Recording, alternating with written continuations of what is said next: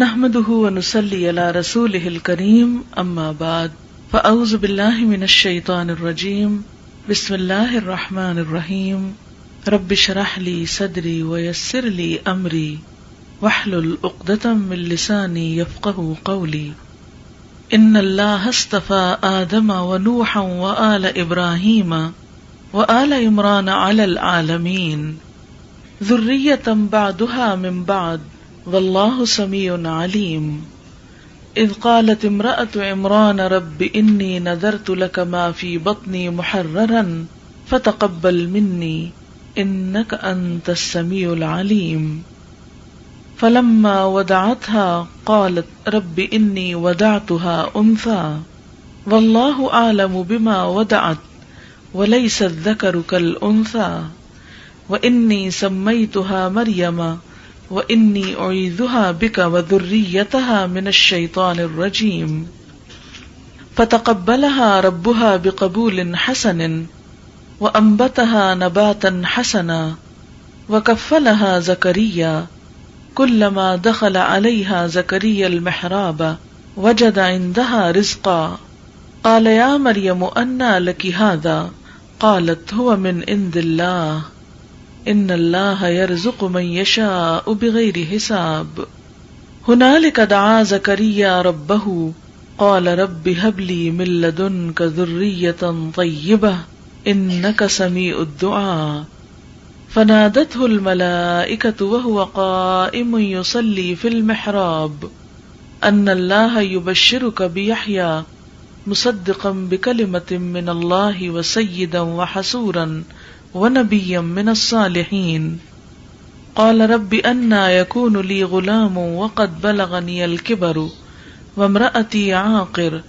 قال كذلك الله يفعل ما يشاء قال رب اجعل لي آية قال آيتك ألا تكلم الناس 3 أيام إلا رمزا واذكر ربك كثيرا وسبح بالعشي والإبكار وَإِذْ قَالَتِ الْمَلَائِكَةُ يَا مَرْيَمُ إِنَّ اللَّهَ اصْطَفَاكِ وَطَهَّرَكِ وَاصْطَفَاكِ عَلَى نِسَاءِ الْعَالَمِينَ يَا مَرْيَمُ اقْنُتِي لِرَبِّكِ وَاسْجُدِي وَارْكَعِي مَعَ الرَّاكِعِينَ ذَلِكَ مِنْ أَنْبَاءِ الْغَيْبِ نُوحِيهِ إِلَيْكَ وَمَا كُنْتَ لَدَيْهِمْ إِذْ يُلْقُونَ أَقْلَامَهُمْ أَيُّهُمْ يَكْفُلُ مَرْيَمَ وما كنت لديهم إذ يختصمون إذ قالت الملائكة يا مريم إن الله يبشرك بكلمة منه اسمه المسيح عيسى ابن مريم وجيها في الدنيا والآخرة ومن المقربين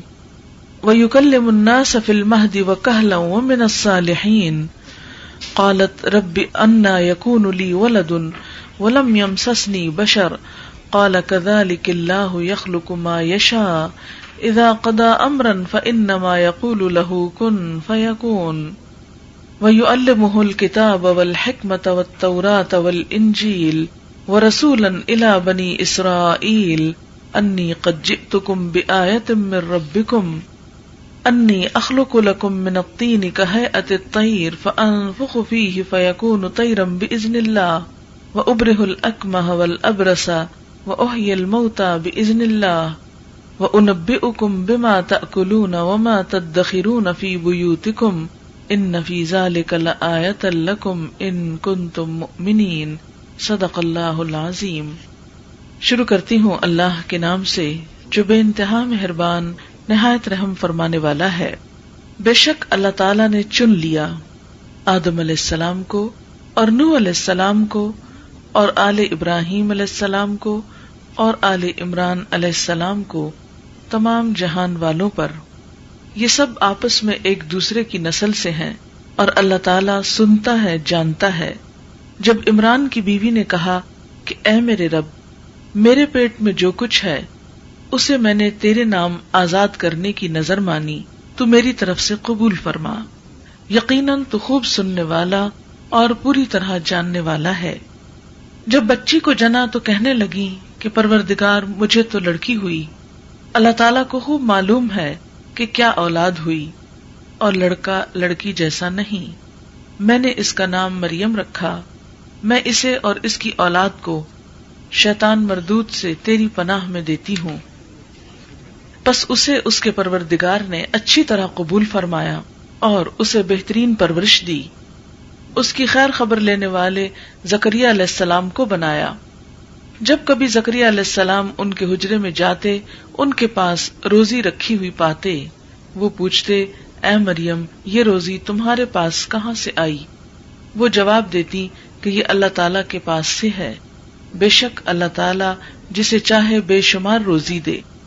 اسی جگہ زکریا علیہ السلام نے اپنے رب سے دعا کی، کہا کہ اے میرے پروردگار، مجھے اپنے پاس سے پاکیزہ اولاد عطا فرما، بے شک تو دعا کا سننے والا ہے۔ پس فرشتوں نے انہیں آواز دی جبکہ وہ حجرے میں کھڑے نماز پڑھ رہے تھے کہ اللہ تعالیٰ تجھے یحییٰ کی یقینی خوشخبری دیتا ہے، جو اللہ تعالیٰ کے کلمہ کی تصدیق کرنے والا، سردار، ضابط نفس اور نبی ہے، نیک لوگوں میں سے ہے۔ کہنے لگے، اے میرے رب، میرے ہاں بچہ کیسے ہوگا؟ میں بالکل بوڑھا ہو گیا ہوں اور میری بیوی بانجھ ہے۔ فرمایا، اسی طرح اللہ تعالیٰ جو چاہتا ہے کرتا ہے۔ کہنے لگے، پروردگار، میرے لیے اس کی کوئی نشانی مقرر کر دے۔ فرمایا، نشانی یہ ہے کہ 3 دن تک تو لوگوں سے بات نہ کر سکے گا، صرف اشارے سے سمجھائے گا۔ تو اپنے رب کا ذکر کثرت سے کر اور صبح و شام اس کی تسبیح بیان کر۔ اور جب فرشتوں نے کہا کہ اے مریم، اللہ نے تجھے برگزیدہ کر لیا اور تجھے پاک کر دیا اور سارے جہان کی عورتوں میں سے تیرا انتخاب کر لیا، اے مریم تو اپنے رب کی اطاعت کر اور سجدہ کر اور رکوع کرنے والوں کے ساتھ رکوع کر۔ یہ غیب کی خبروں میں سے ہے جسے ہم تیری طرف وحی سے پہنچاتے ہیں۔ تو ان کے پاس نہ تھا جبکہ وہ اپنے قلم ڈال رہے تھے کہ مریم کو ان میں سے کون پالے گا، اور نہ تو ان کے جھگڑنے کے وقت ان کے پاس تھا۔ معزز خواتین، اس وقت میں نے سورۃ آل عمران کی چند آیات آپ کے سامنے پڑھی ہیں، اور اس میں حضرت مریم علیہ السلام اور ان کے بیٹے حضرت عیسیٰ علیہ السلام کا ذکر ہے۔ اس واقعے میں بھی ہم سب کے سیکھنے کی بہت سی چیزیں ہیں، آئیے اس پر غور و فکر کرتے ہیں۔ آیت نمبر 33 میں اللہ تعالیٰ فرماتے ہیں، ان اللہ اصطفیٰ آدم و نوحا و آل ابراہیم و آل عمران علی العالمین۔ بے شک اللہ نے چن لیا آدم علیہ السلام کو اور نوح علیہ السلام کو اور آل ابراہیم کو اور آل عمران علیہ السلام کو سارے جہان والوں پر۔ ہم سب جانتے ہیں کہ اللہ کی مخلوق بے شمار ہے۔ جب سے آدم علیہ السلام پیدا ہوئے اب تک دنیا کے مختلف حصوں میں ہزاروں، لاکھوں، کروڑوں انسان آئے اور گئے تاریخ کے مختلف حصوں میں، لیکن کچھ لوگوں کو اللہ تعالیٰ نے چن لیا۔ ان چنے ہوئے لوگوں میں سے چند ایک کا ذکر یہاں پر فرمایا، ان اللہ اصطفیٰ آدم، بے شک اللہ نے چن لیا آدم علیہ السلام کو۔ سوال یہ پیدا ہوتا ہے کہ اللہ تعالیٰ کسی کو کیوں چنتا ہے؟ اس کی کیا خاص خصوصیت ہوتی ہے؟ بندے تو اللہ کے بے شمار ہیں، لیکن ان میں سے چند ایک آخر کس خوبی کی بنا پر چن لیے جاتے ہیں؟ آدم علیہ السلام کو ہم دیکھتے ہیں تو کل ہی آپ نے ان کا واقعہ سنا ہے کہ جب وہ شیطان کی باتوں میں آ کر ممنوعہ درخت کا پھل کھا بیٹھے تو انہیں فوراً احساس ہوا کہ یہ درست نہیں کیا، اسی لیے وہ فوراً نادم ہوئے، اللہ تعالیٰ کی طرف پلٹے، اپنی غلطی کا اعتراف کیا اور معافی مانگ لی۔ بظاہر یہ کام بہت آسان نظر آتا ہے، لیکن اتنا آسان نہیں ہوا کرتا کہ انسان اپنی غلطی کو مان جائے۔ اپنی غلطی کو غلطی کہنا دنیا کا مشکل ترین کام ہے۔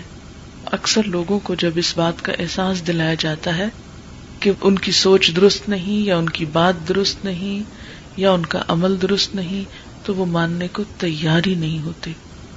یہی وجہ ہے کہ آئندہ پھر اصلاح بھی نہیں ہوتی۔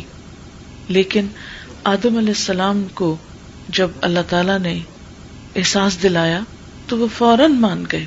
اس کے برعکس شیطان نے بھی ایک غلطی کی تھی، اور اس کی غلطی کیا تھی کہ اس نے آدم علیہ السلام کو سجدے سے انکار کیا تھا۔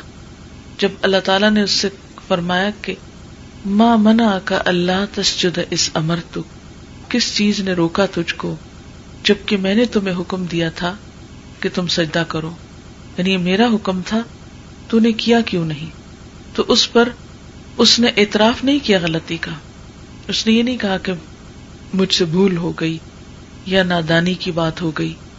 اس نے کیا کہا کہ خلقتنی من نار وخلقتہ من طین، چونکہ مجھے تو نے آگ سے بنایا ہے اور اس کو مٹی سے بنایا ہے.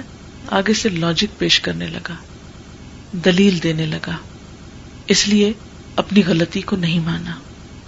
اللہ تعالیٰ اس سے ناراض ہو گئے اور اسے نیچے اتار دیا اور فرمایا فاخرج منہا فإنک من الصاغرین، تو یہاں سے نکل جا، تو ذلیل ہونے والوں میں سے ہے. تو اس سے کیا پتہ چلتا ہے کہ آدم علیہ السلام نے اپنی غلطی کا اعتراف کیا تو اللہ تعالیٰ نے ان کو چن لیا. شیطان نے غلطی کرنے کے بعد مانا نہیں، اعتراف نہیں کیا، انا کا مسئلہ بنا لیا اور اس کے پیچھے حجتیں، تاویلیں اور ریزننگ کرنے لگا. لیکن اس کی کوئی ریزننگ، کوئی لاجک اللہ تعالیٰ کو پسند نہیں آیا، اس لیے وہ راندہ درگاہ ہوا، ذلیل و خوار ہوا. اس میں ہمارے لیے ایک بہت بڑا سبق ہے. ہم سب انسان ہیں، ہم سب سے غلطی ہو جاتی ہے، لیکن جو شخص یہ سمجھتا ہے کہ مجھ سے تو کبھی کوئی غلطی ہو نہیں سکتی یا میں غلطی نہیں کرتا، ساری غلطی دوسروں کی ہوتی ہے، ایسا شخص کبھی بھی اللہ تعالیٰ کو پسند نہیں آتا. ایسا شخص کبھی بھی اللہ تعالیٰ کی رحمت کے قابل نہیں ہوتا. اللہ کی رحمت اس بندے پہ آتی ہے جو خطا کے بعد ندامت کے آنسو بہائے، جو اپنی غلطیوں کا اعتراف کر لے. ہم دیکھتے ہیں کہ حضرت آدم علیہ السلام نے جب اعتراف کیا تو دعا مانگی، ربنا ظلمنا انفسنا، اللہ ہم نے اپنی جان پہ ظلم کر لیا، وَإِن لَّمْ تَغْفِرْ لَنَا وَتَرْحَمْنَا، اگر تو نے ہم کو بخشا نہیں، ہم پہ رحم نہیں کیا، لَنَكُونَنَّ مِنَ الْخَاسِرِينَ، تو ہم ضرور نقصان اٹھانے والوں میں شامل ہو جائیں گے. تو اس پر اللہ تعالیٰ نے ان پر مہربانی کی اور ان کو معاف کر دیا. حضرت یونس علیہ السلام جب مچھلی کے پیٹ میں گئے تو انہیں احساس ہوا کہ وہ اللہ تعالیٰ کا حکم آنے سے پہلے چونکہ بستی کو چھوڑ کے نکل آئے تھے تو فوراً اعتراف کر لیا، کہا لا الہ الا انت سبحانک انی کنت من الظالمین، کہ نہیں کوئی الہ مگر تو ہی، تو پاک ہے، بے شک میں ظالموں میں سے ہوں. حضرت آدم علیہ السلام نے بھی کہا ربنا ظلمنا انفسنا. حضرت یونس علیہ السلام بھی کیا کہہ رہے ہیں، انی کنت من الظالمین. تو جو شخص اپنی غلطی کو مان لیتا ہے، خواہ وہ بندوں کے سامنے یا پھر اللہ تعالی کے سامنے، وہ بندوں کا بھی محبوب ہو جاتا ہے اور بندوں کے دل میں بھی اپنی قدر پا لیتا ہے، اور دوسری طرف اللہ تعالیٰ کے ہاں بھی اس کا مقام بلند ہو جاتا ہے. پھر اس کے بعد ہم نوح علیہ السلام کو دیکھتے ہیں.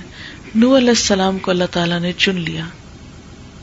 نوح علیہ السلام کی خصوصیت کیا تھی کہ 950 سال تک اپنی قوم کو سمجھاتے رہے اور تنگ نہیں پڑے، ان کو چھوڑ کر نکل نہیں گئے، بلکہ اپنا فریضہ بہت صبر کے ساتھ، بہت خوش دلی کے ساتھ نبھاتے رہے.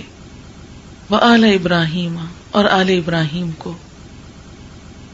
ابراہیم علیہ السلام کے بارے میں بھی آپ جانتے ہیں کہ انہیں طرح طرح کی مشکلات کا سامنا ہوا. جب وہ ابھی چھوٹے ہی تھے تو ان کے والدین نے ان کو سخت دھمکیاں دی اور ان کی قوم کے ساتھ انہیں مل کر آگ میں ڈالا جب انہوں نے بتوں کی پرستش سے انکار کیا اور بتوں کو توڑ ڈالا. پھر اسی طرح ان کی زندگی میں بار بار امتحان آئے اور ہر امتحان میں وہ کامیاب ہوئے.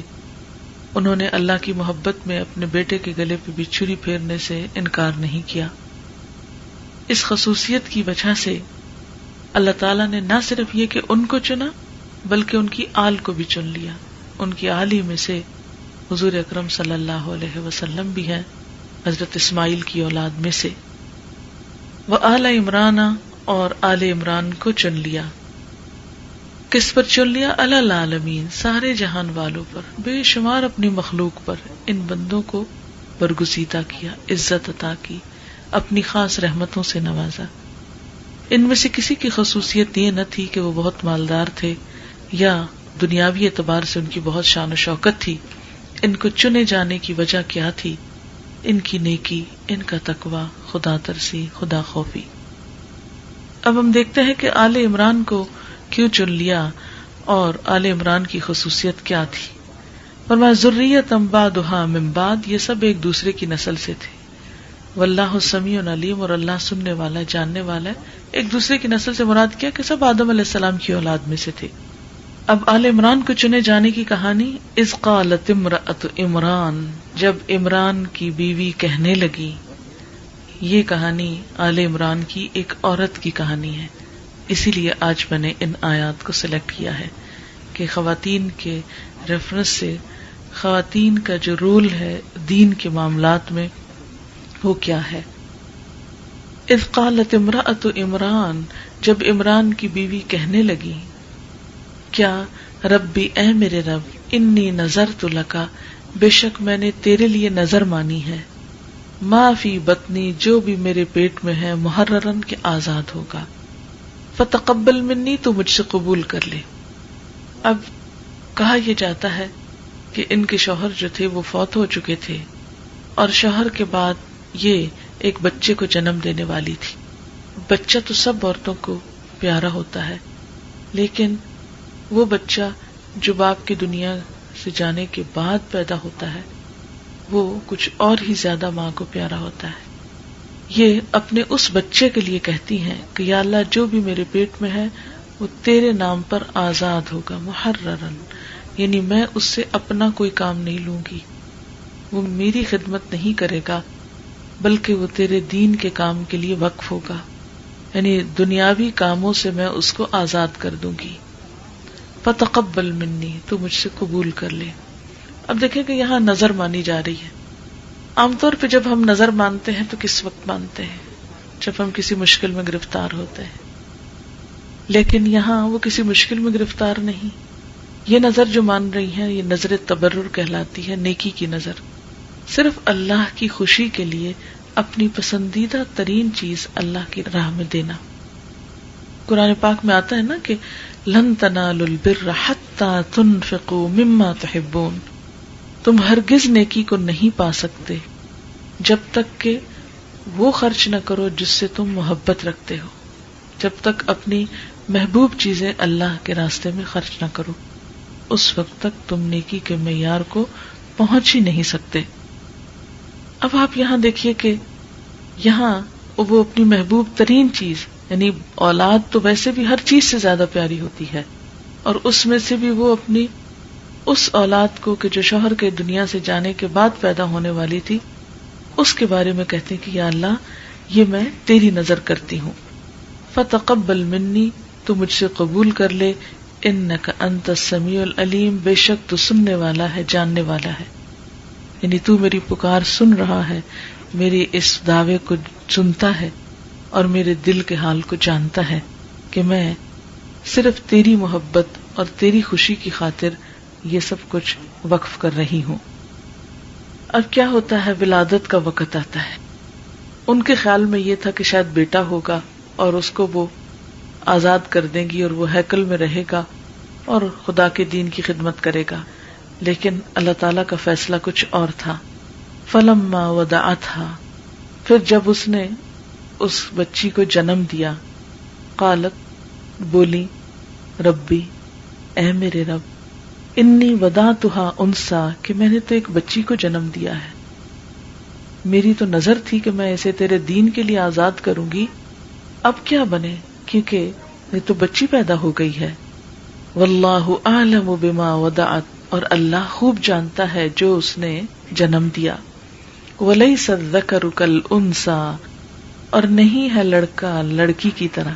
ہم تو کہتے ہیں نا لڑکی لڑکے کی طرح نہیں ہوتی، اللہ تعالیٰ فرما رہے ہیں اور نہیں ہے لڑکا لڑکی کی طرح. اللہ کو خوب پتا ہے کہ تو نے کیا جنم دیا. اللہ تعالیٰ تیری نظر کو رائیگاں نہیں جانے دے گا، اسے قبول کرے گا اور تم اس معاملے میں پریشان نہ ہو. پھر وہ کہتی ہیں، یعنی اللہ تعالیٰ نے ان کے دل کو تسلی دے دی، ڈھارس بندھا دی. کہتی ہے وَإِنِّي سَمَّيْتُهَا مریم، میں نے اس کا نام مریم رکھا ہے. وَإِنِّي أُعِيذُهَا بِكَ وَذُرِّيَّتَهَا مِنَ الشَّيْطَانِ الرَّجِيمِ، اور بے شک میں اس کو اور اس کی اولاد کو شیطان مردود سے بچا کے تیری پناہ میں دیتی ہوں، تیرے حوالے کرتی ہوں، تیری حفاظت میں دیتی ہوں. اب یہ دیکھیں کہ یہ ایک عورت کا قول ہے، ایک عورت کا بول ہے، نام بھی خود رکھ رہی ہیں اور اس بچی کو اور اس بچی کی آل اولاد کو آگے اللہ کی حفاظت میں دے رہی ہیں.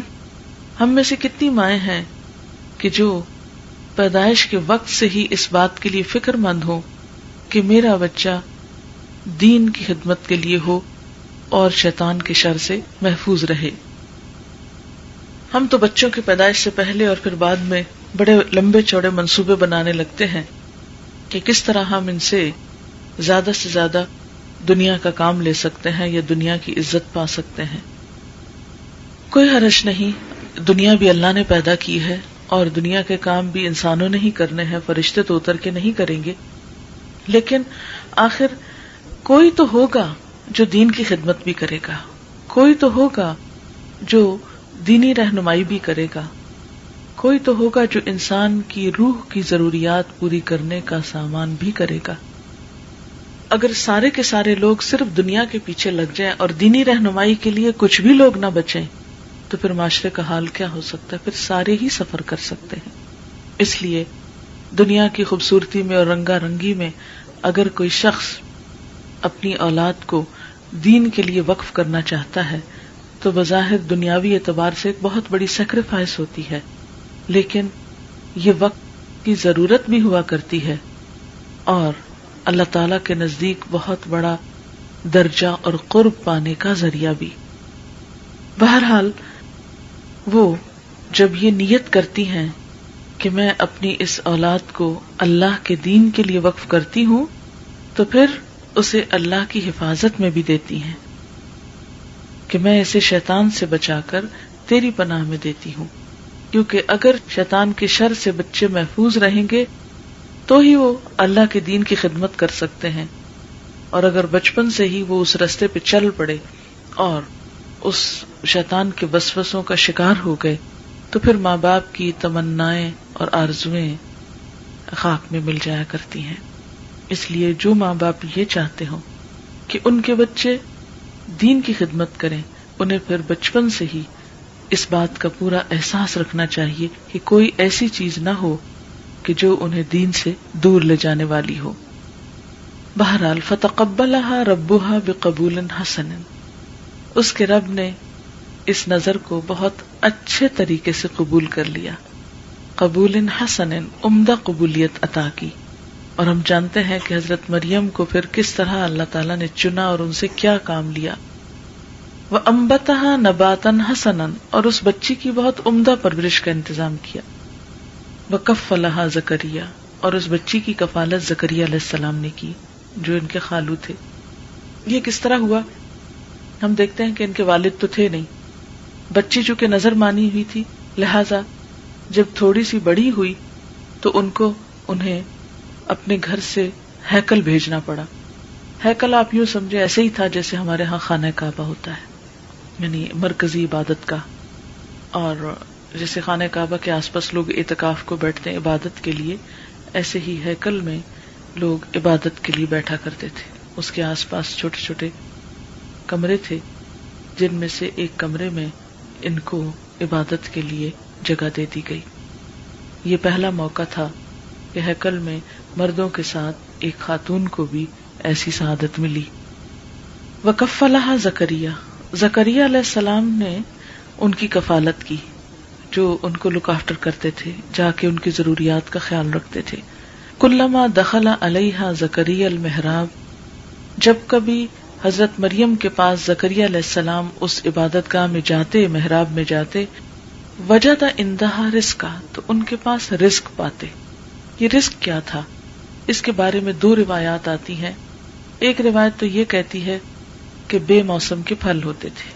آج کے دور میں تو اتنی زیادہ فاسٹ کمیونیکیشن ہو گئی ہے، ٹرانسپورٹیشن کے ایسے انتظامات موجود ہے کہ ایک چیز اگتی دنیا کے اس کونے میں ہے اور دوسرے دن وہ دنیا کے دوسرے کونے میں اویلیبل ہوتی ہے. لیکن اس دور میں ایسے انتظامات نہیں تھے کہ سردیوں کے پھل گرمیوں کے موسم میں اور گرمیوں کے سردیوں کے موسم میں ایک سے دوسری جگہ پہنچائے جائیں. لیکن اللہ تعالیٰ غیب کی مدد کے ساتھ حضرت مریم علیہ السلام کے پاس وہ پھل پہنچاتے. تو وہ جب حضرت زکریا علیہ السلام دیکھتے تو بہت حیران ہوتے کہ اور تو کسی کے پاس ایسا رزق نہیں، تمہارے پاس کہاں سے آیا؟ قالت ہوا من عند اللہ، وہ کہتے ہیں یہ اللہ کی طرف سے آیا ہے. عام طور پر ہم اس بات پہ پریشان ہوتے ہیں کہ جب ہمارے بچے بہت دین کی طرف لگ گئے تو ان کی دنیا کا کیا ہوگا. یہ بات ہر ماں باپ کو ستاتی ہے. لیکن یہاں پر آپ دیکھتے ہیں کہ قرآن کی کھلی آیات میں کیا لکھا ہے کہ جب انہوں نے سچے دل سے بس اللہ کے نام پہ وقف کیا تو اللہ تعالیٰ نے انہیں عام لوگوں سے بڑھ کر کھلایا اور بے موسم کے پھل وہاں پہنچائے. رزق کا دوسرا معنی یہ کیا گیا ہے کہ ان کے پاس صحیفے آتے تھے. بعض علماء کے خیال میں حضرت مریم علیہ السلام کے پاس وحی آتی تھی اور اللہ کی طرف سے علم آتا تھا.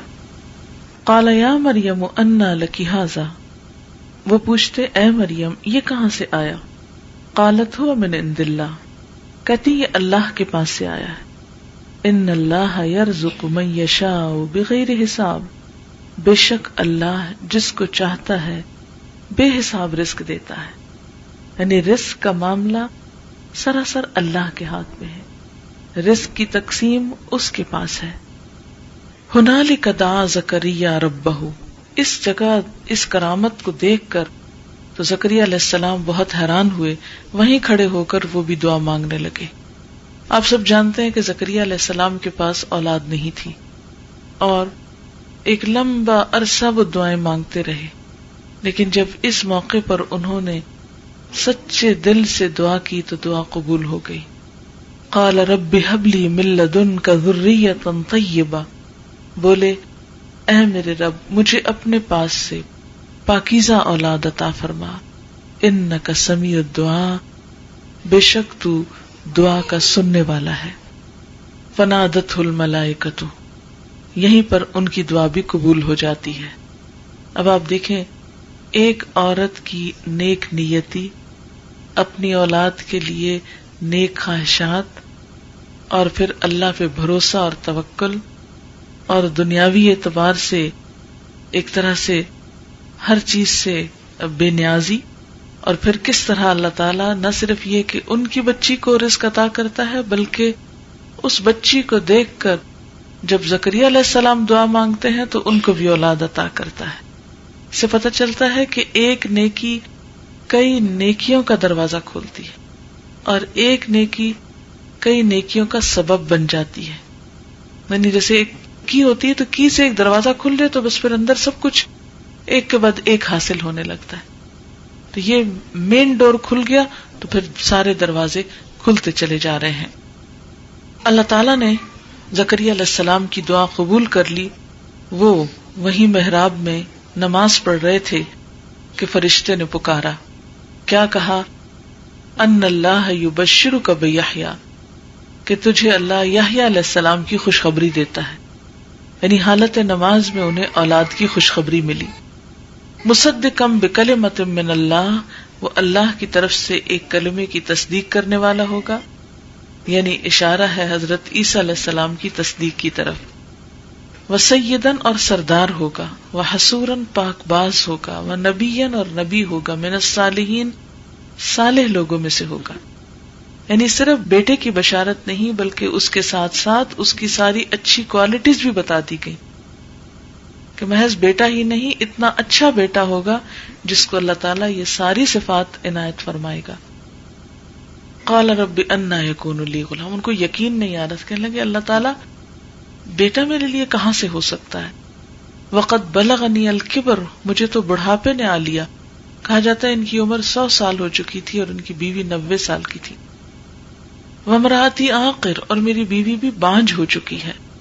قال کذلک اللہ یفعل ما یشاء، فرمایا اسی طرح اللہ کرتا ہے جو چاہتا ہے، اس کے لیے کیا مشکل ہے؟ وہ تو پتھر میں سے پودا اگا دے اور کیڑے مکوڑوں کو رزق پہنچا دے، وہ انسان کو پیدا کرنا اور انسان کو یہ سب کچھ عطا کرنا اس کے لیے کچھ بھی مشکل نہیں. قال رب اجعل لی آیہ، کہنے لگے اللہ تعالیٰ کوئی نشانی میرے لیے مقرر کر دے. قال آیتک الا تکلم الناس، فرمایا تیری نشانی یہ ہے کہ تو لوگوں سے کلام نہ کر سکے گا، لوگوں سے بات نہ کر سکے گا. ثلاثۃ ایام، 3 دن تک، الا رمزا، مگر اشاروں سے. وذکر ربک، اور اس دوران ذکر کرتے رہنا اپنے رب کا، کثیرن، بہت زیادہ، وسبح بالعشی والابکار، اور صبح و شام اس کی تسبیح کرتے رہنا. یعنی جب یہ پتہ چل جائے کہ یعنی پریگنینسی کنفرم ہو جائے تو پھر کیا ہے؟ کثرت سے رب کا ذکر. اور یہ کس لیے؟ شکر گزاری کے طور پر. وَإِذْ قَالَتِ الْمَلَائِكَةُ، اور جب فرشتوں نے کہا، یا مریم، اے مریم، ان اللہ اصطفاکی، بے شک اللہ نے تجھے بھی چن لیا. پیچھے آپ دیکھتے نا آدم علیہ السلام کو چننے کی بات ہے، نوح علیہ السلام کو، آل ابراہیم کو اور آل عمران کو، یا خاص طور پر ایک عورت کو چننے کی بات ہے. یا مریم ان اللہ اصطفاکی، اے مریم بے شک اللہ نے تجھ کو چن لیا ہے. وطہرکی، اور تجھ کو پاک کیا ہے. واصطفاکی، اور تجھ کو چن لیا ہے. علی نساء العالمین، سارے جہان کی عورتوں پر، یعنی سارے جہان والوں پر تجھے چن لیا ہے. اس سے کیا پتہ چلتا ہے کہ چنا جانا یا اللہ تعالی کی رحمتیں اور عنایتیں ہونا محض دنیا کے معاملات میں ہی نہیں بلکہ دین کے معاملات میں بھی اللہ تعالی انسانوں کو بلندی اور ترقی عطا کرتے ہیں. اور اس میں خاص طور پر حضرت مریم کی مثال جو ہے وہ عورتوں کے لیے بہت انکریجنگ ہے. ہمارے معاشرے میں عام طور پہ عورتیں یہ سوچ کے بہت پریشان ہوتی کہ ہم عورت کیوں پیدا ہوئے. بہت سی بچیوں کو میں نے یہ کہتے سنا، کاش ہم لڑکا ہوتے تو ہم یہ کرتے وہ کرتے. اور اس کی ایک وجہ یہ بھی کہ شاید جب بچی پیدا ہوتی ہے تو ماں باپ خود ہی کہنے لگتے ہیں کہ کاش یہ لڑکا ہوتی، اور لڑکوں کو لڑکیوں پہ ترجیح دیتے ہیں. حالانکہ دونوں ہی اللہ تعالیٰ کی مخلوق ہیں اور اللہ جس کو جو چاہے عطا کرے، یہ تو اس کا فیصلہ ہے، وہ بندوں سے پوچھ کے نہیں کرتا. بہرحال اب ہوا یہ کہ اللہ تعالیٰ فرماتے ہیں کہ یا مریم اقنتی لربکی، اے مریم جب تجھے چن لیا گیا تو اب تو کیا کر، اپنے رب کی تابعداری کر، اس کی فرما برداری کر. واسجدی، اور سجدہ کر، ورکعی، اور رکوع کر، مع الراکعین، رکوع کرنے والوں کے ساتھ. اس سے کیا پتہ چلتا ہے کہ مریم علیہ السلام کو چنے جانے کے بعد خاص طور پر اللہ کا مزید شکر ادا کرنے کی بات کی جا رہی ہے. اور شکر کیسے ادا ہو؟ اللہ کی اطاعت کے ساتھ، سجدے کے ذریعے اور رکوع کے ذریعے. اور یہاں باجماعت نماز میں شریک ہونے کی بات ہو رہی ہے کہ ورکعی مع الراکعین، دوسرے جو رکوع کر رہے ہیں ان کے ساتھ تو بھی رکوع کر. یہاں یعنی ایک طرح سے اشارہ ملتا ہے یا دلیل ملتی ہے کہ ایک عورت کو جماعت میں شریک ہونے کی رخصت ہے. اور نبی صلی اللہ علیہ وسلم کے زمانے میں صحابیات جو تھیں وہ باجماعت نماز میں مسجد نبوی میں شریک ہوا کرتی تھی، اور آج تک وہ سلسلہ جاری ہے. تاریخ کے کسی دور میں بھی اس کو بند نہیں کیا گیا. ذالک من انباء الغیب، یہ غیب کی خبروں میں سے ہے. نوحیہ الیک، ہم اس کو آپ کی طرف وذریعہ وحی بتا رہے ہیں. وما کنت لدیہم، آپ ان کے پاس نہ تھے. اذ یلقون اقلامہم، جب وہ اپنی قلمیں ڈال رہے تھے. ایہم یکفل مریم، کہ ان میں سے مریم کی کفالت کون کرے گا. وما کنت لدیہم، اور نہ ان کے پاس تھے آپ. اذ یختصمون، جب وہ آپس میں جھگڑ رہے تھے. نبی صلی اللہ علیہ وسلم کو خطاب ہے کہ یہ سب کچھ ہم نے آپ کو بذریعہ وحی بتایا ہے، آپ نے اپنی آنکھوں سے یہ سارا واقعہ دیکھا نہیں تھا، یہ تو آپ کی دنیا میں آنے سے کئی ہزار سال پہلے ہو چکا. تو اس سے کیا پتہ چلتا ہے کہ آپ صلی اللہ علیہ وسلم کے پاس جو بھی علم تھا وہ خاص طور پر غیب کی خبروں میں سے وہ ذاتی نہیں تھا، بلکہ بذریعہ وحی آپ کو وہ باتیں بتائی جاتی تھیں. اور پھر یہ بات بھی یہاں واضح ہوتی کہ ما کنت لدیہم، آپ وہاں موجود نہ تھے. یعنی صرف اللہ کی ذات ایسی ہے جو ہر جگہ موجود ہوتی ہے، نبی صلی اللہ علیہ وسلم کی ذات ہر جگہ موجود نہیں ہوتی.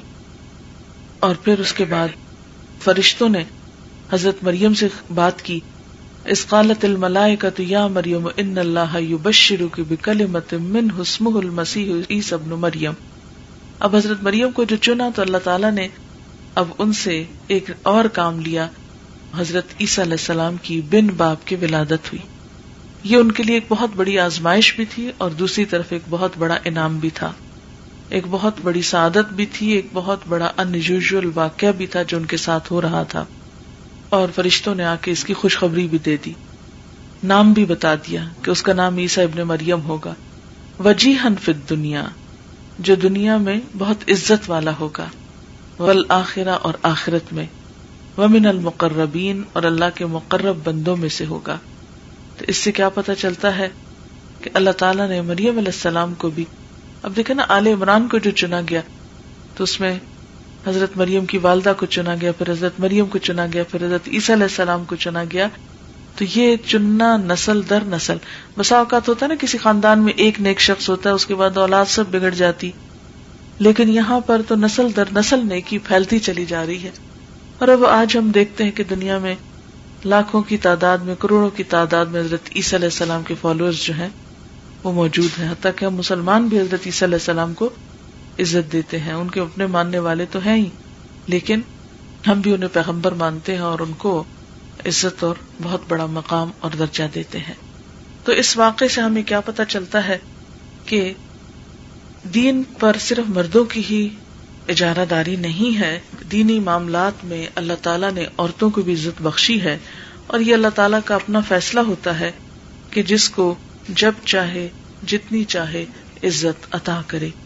اور پھر یہ کہ جس شخص کو اللہ تعالیٰ چنے، آپ دیکھیں نا کہ دنیا میں جب لوگ چنے جاتے ہیں، مثلاً کسی الیکشن میں چنے جاتے ہیں تو کتنے خوش ہوتے ہیں، یا اسی طرح جب کسی مقابلے میں چن لیے جاتے ہیں، سلیکٹ کیے جاتے ہیں، تو بہت فخر سے ہم بتاتے ہیں کہ ہمارا بچہ اتنا لائق ہے کہ فلاں اور فلاں یونیورسٹی میں فلاں کام کے لیے چن لیا گیا ہے، اب وہ فلاں جگہ اسکالرشپ پہ بھیجا جانے والا ہے.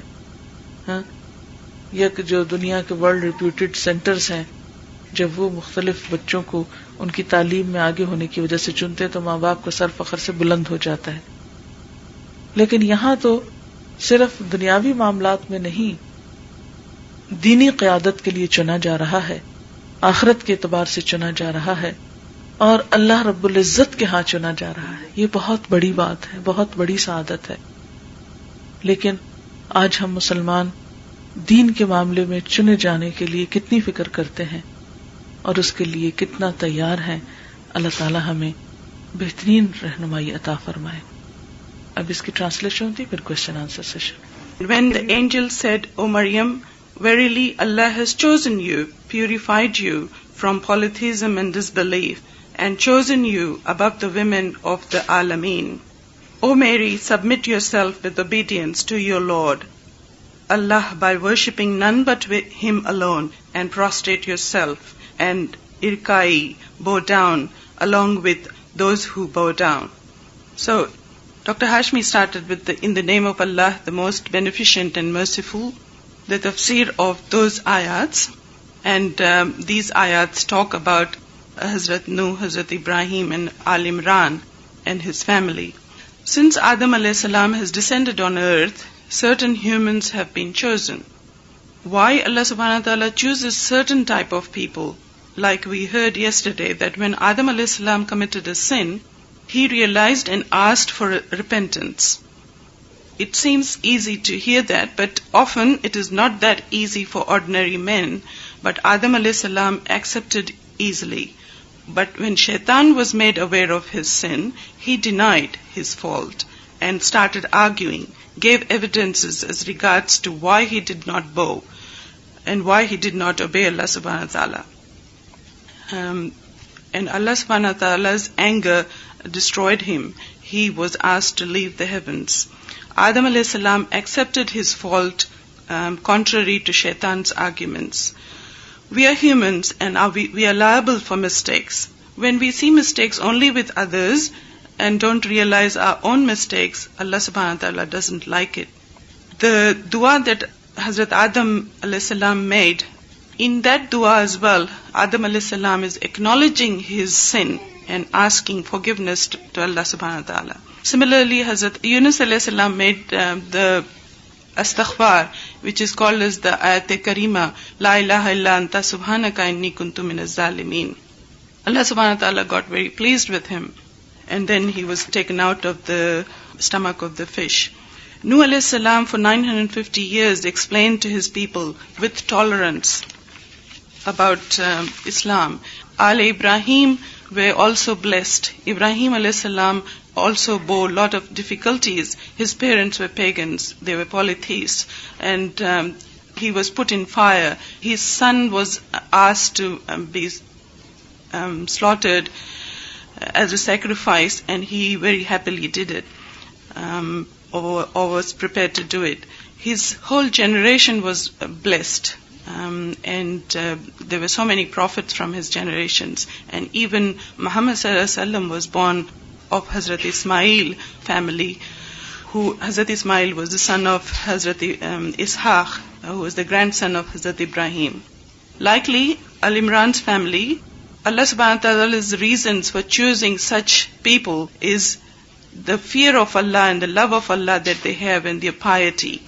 This story is about a woman of the Al-Imran's family. The story starts from the mother of Hazrat Maryam. When she made a nazar, she made an invocation that when she was pregnant, her husband had passed away and the child was to be a posthumous child without the father.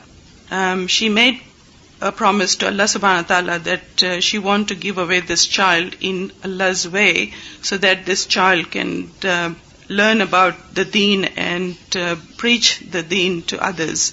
And this sort of nazar is called nazar-e-tabarrun, which is to please Allah subhanahu wa ta'ala. This is for pleasure of Allah subhanahu wa ta'ala. And you can only gain the summit of the good deed if you give away the most loved belonging of yours in the way of Allah subhanahu wa ta'ala. So what else can be more loving than your child itself? When the child was to be born, it was a girl, and Bibi Maryam's mother said to Allah subhanahu wa ta'ala, you know what is born to me, and it is not a boy. And she said, girl is not like a boy. But Allah subhanahu wa ta'ala replied to her saying, nor is a boy like a girl. She decided to name the child Maryam and requested protection of Allah subhanahu wa ta'ala for the female child and her generation. Spiritual needs of humans, very often worldly needs, the ways to fulfill the worldly needs are looked at, but the spiritual needs of humans are neglected. And Dr. Hashmi emphasized that the spiritual needs of humans are to be served as well. And certain people need to take that role. And people who get that role is definitely are the lucky ones, the chosen ones. When someone can offer their child or children for this purpose, it is a great thing. She was wishing her child, Bibi Maryam's mother was wishing her child to be protected from the beginning from Shaitan, so that the child doesn't get tempted with Shaitan's bad temptations, and she would be able to do good things.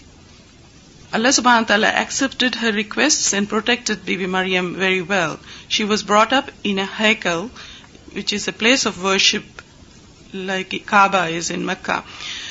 And she was given under the protection of Zakaria alayhi salam, so he was the guardian of Bibi Maryam. Whenever Zakaria alayhi salam used to visit Bibi Maryam, he used to find fruits or sustenance, off-season fruits. And Dr. Hashmi explained that especially in those days, if one finds fruits of off-season fruits, it must be a miracle, because these days it is very common to find fruits off season because of the communication, with the ease of the communication and transport. We can find fruits off season. We can find mangoes here in winter, but in those days it was not possible. So it was a miracle that she used to have those. And Hazrat Zakaria would question her, where did this come from? And she would reply that this is from Allah subhanahu wa ta'ala. And Dr. Hashmi drew inferences from that in today's world we are more oriented towards dunya and the benefits of the dunya. But if we look at the hereafter and the benefits of the hereafter, this is what Allah subhanahu wa ta'ala provides a human being, even in the world, as He did to Hazrat Bibi Maryam. She read the meanings of the surahs. "O Maryam, where did this come from?" And Bibi Maryam replied, "From Allah."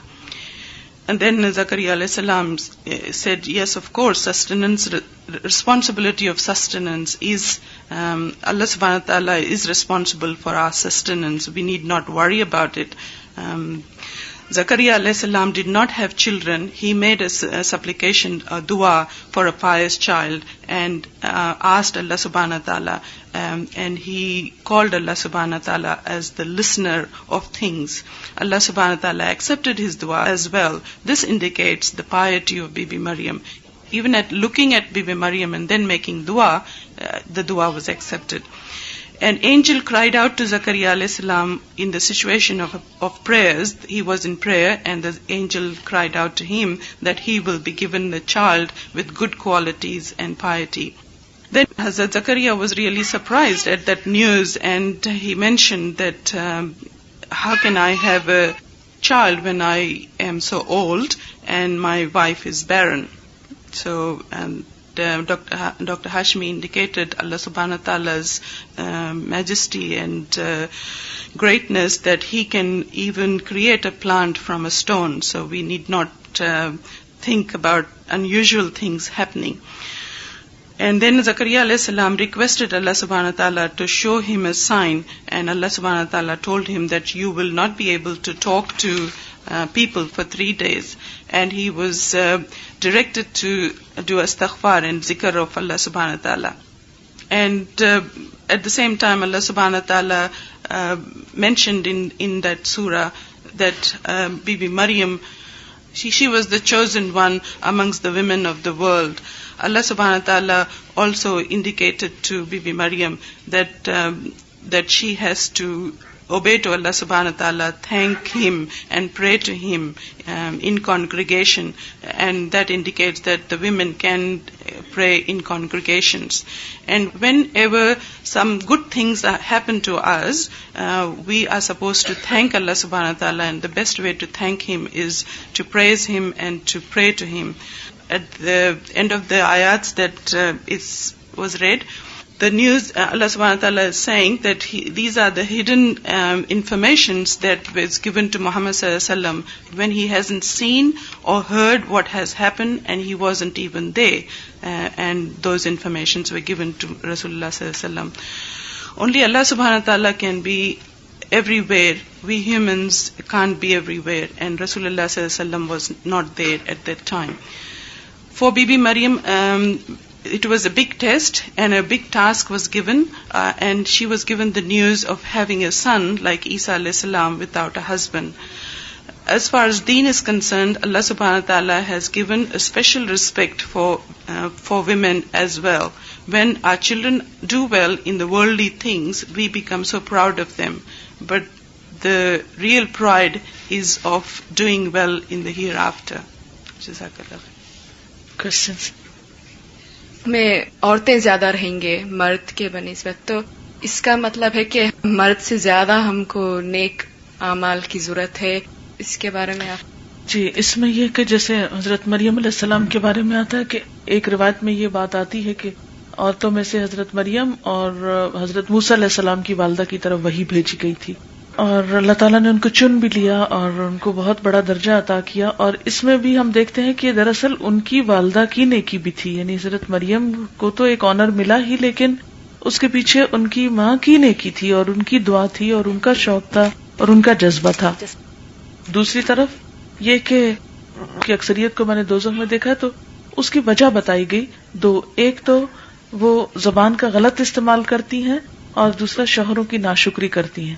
شوہر کی ناشکری کیا ہے کہ شوہر سب کچھ کر کے دیتا ہے، جب ایک کوئی کام بھول جاتا ہے تو کہتے میں نے تو اس گھر میں کوئی خوشی دیکھی ہی نہیں، یعنی سب کچھ پا کے بھی وہ یہ کہنا کہ مجھے تو یہاں کچھ نہیں ملا. تو ہمیں اس سے پتہ یہ چلتا ہے کہ اللہ تعالیٰ ڈسکریمنیشن نہیں کرتا، یعنی دیر از نو جینڈر ڈسکریمنیشن ان اسلام، لیکن یہ ہمارے عمل ہیں جو ہمیں اچھا یا برا بناتے ہیں. تو نیک عمل بھی کرنے چاہیے جیسا آپ نے آخر میں کہا، لیکن ان سے زیادہ ان چیزوں سے بچنے کی ضرورت ہے جو نیک اعمال کو ضائع کر دیتے ہیں. ہم میں سے بہت سے لوگ بہت کچھ عبادت کرتے رہتے ہیں لیکن اس کے ساتھ کچھ ایسے کام کر جاتے ہیں جس سے نیکیاں ضائع ہو جاتی ہیں. تو نیکیوں کی حفاظت بڑی ضروری ہے. میں کیا فرق ہے؟ اور دوسرا سوال میں آپ سے کروں گی کہ ذرا اگر آپ روح کے متعلق تھوڑا سا اور ذرا ڈیفینیشن تھوڑی سی بتا دیں.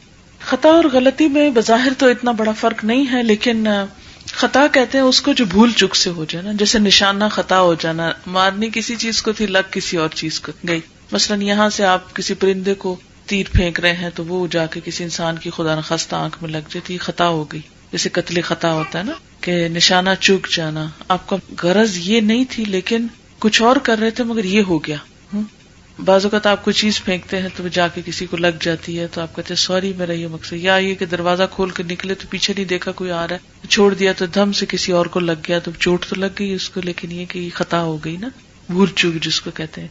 غلطی وہ ہوتی ہے کہ جو انسان جان بوجھ کے کرے، پتہ بھی ہے کہ یہ ایک چیز دوسرے کو نقصان دے گی تو پھر بھی انسان اس کو کر جائے، سستی کے مارے کرے یا بے نیازی کے مارے یا کسی بھی کیئر لیسنس کی وجہ سے.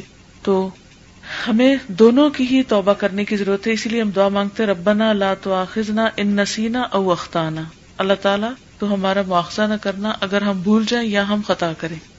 بھول چوک بھی، خطا بھی اور غلطی بھی، سب کچھ تو ہم سے معاف کر دینا. دوسرا سوال روح کے بارے میں ہے تو قرآن پاک میں آتا ہے سورۃ بنی اسرائیل میں یسألونک عن الروح، لوگ آپ سے روح کے بارے میں پوچھتے ہیں، قل الروح من امر ربی، کہہ دیجئے کہ روح میرے رب کا امر ہے. وما اوتیتم من العلم الا قلیلا، اور تمہیں علم میں سے بہت کم دیا گیا ہے. روح 3 معنوں میں قرآن پاک میں استعمال ہوا ہے، ایک تو انسان کی جان کے معنوں میں، دوسرے وحی کے لیے، اور تیسرے جبریل علیہ السلام یعنی فرشتے کے لیے. ان 3 معنوں میں قرآن پاک میں یہ لفظ استعمال ہوتا ہے، اور بیسیکلی اردو میں جب ہم اس کو ٹرانسلیٹ کرتے ہیں تو اسپرٹ کے معنی میں کر لیتے ہیں، اور عام طور پر جو زیادہ استعمال میں ہوتا ہے وہ جسم کے مقابلے میں جو انسان کے اندر روح ہے، جو جان ہے، اس کے لیے بھی استعمال ہوتا ہے. اس آیت میں 38 میں یہ کہتا ہے کہ حضرت زکریا نے اس جگہ پہ دعا کیا، تو پھر کوئی لوگ ایسے ہی اس معنی میں لیتے ہیں کہ جب ہم کئی نیک جگہ پہ جاتے ہیں امیدواروں پہ وہ اس کو جسٹیفائی کرتے ہیں. جی، تو پھر اس معنی میں ہم لے سکتے ہیں. نہیں، اب دیکھیں کہ یہاں پر جب وہ حضرت مریم کے پاس گئے ہیں تو وہاں ایک بظاہر ایک چیز نظر آ رہی ہے، اس میں تو ایک دلیل نظر آ رہی ہے نا کہ ایک غیر موسم کے پھل پڑے ہیں یا اللہ تعالیٰ کی قدرت، یہ ایک معجزہ نظر آ رہا ہے. تو وہاں پر اس معجزے سے متاثر ہو کے دعا کرنا تو اور ہے، لیکن ایک شخص جو فوت ہو گیا ہے تو وہ کسی بھی فوت ہونے والے کے بارے میں ہم تو کچھ نہیں کہہ سکتے کہ اس کے ساتھ کیا معاملہ ہے. اس سے یہ 2 ڈفرنٹ چیزیں ہیں، یعنی کسی مرے ہوئے انسان کی قبر پہ جانا اور حضرت زکریا علیہ السلام کا محراب میں جانا، اور بیسیکلی تو وہ مسجد تھی نا، جیسے ہم خانہ کعبہ میں جا کے دعائیں مانگتے ہیں، تو وہ ہیکل جو تھا وہ ایک طرح سے عبادت گاہ تھی. وہ عبادت گاہ میں جانا اور ہے اور قبر پہ جانا اور ہے.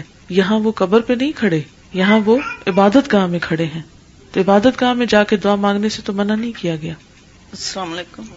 میرا کوشچن یہ ہے کہ جب آپ کہتے ہیں اپنے گناہ کی معافی اللہ سے مانگ سکتے ہیں، اگر کسی انسان کو ہم ہرٹ کرتے ہیں تو اس سے معافی مانگتے ہیں تو وہ آگے سے سمجھتا ہے کہ میں پتہ نہیں کیا چیز ہوں جو مجھ سے یہ معافی مانگ رہا ہے، تو پھر اس صورت میں کیا اللہ سے ہی مانگنی چاہیے یا بندے سے مانگنی چاہیے؟ اللہ سے بھی مانگنی چاہیے اور بندے سے بھی مانگ لینی چاہیے. اگر وہ سمجھے گا کہ میں کیا چیز ہوں تو سمجھتا رہے، اس سے کیا فرق پڑتا ہے.